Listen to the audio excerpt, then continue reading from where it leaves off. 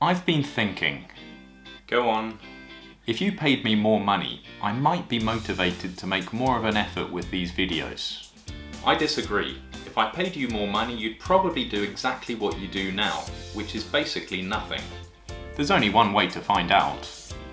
Okay, let's imagine that I was prepared to pay you more money. What would you do with it? I'd buy a sports car. How much do you expect me to pay you? Quite a lot.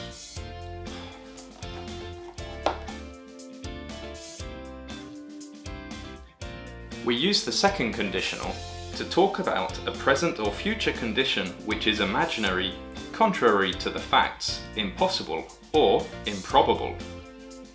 My assistant's request for a pay rise is improbable, so that's why I used the second conditional when I was talking to him. Here are some of the examples you heard. If you paid me more money, I might be more motivated. If I paid you more money, you'd probably do the same as now. What would you do with the money? You form the second conditional like this. In the conditional clause, use if with the past simple, and use would with the infinitive in the main clause. If I had more money, I wouldn't make these videos. You can also use the main clause first, in which case you do not use a comma. I wouldn't make these videos if I had more money. You can replace would with might or could. If you were better at the guitar, you could join the band.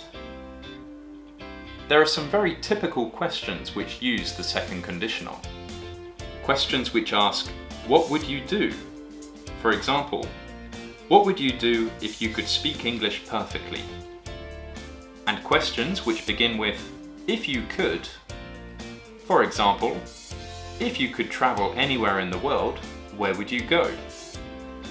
So remember, use the second conditional to talk about conditions which are imaginary. If I lived in Russia, I would learn Russian. Contrary to the facts. If you studied harder, you would pass your exam. Impossible. If I had wings, I would fly to the shops. And improbable. If I won the lottery, I would buy a big house. Now it's your turn.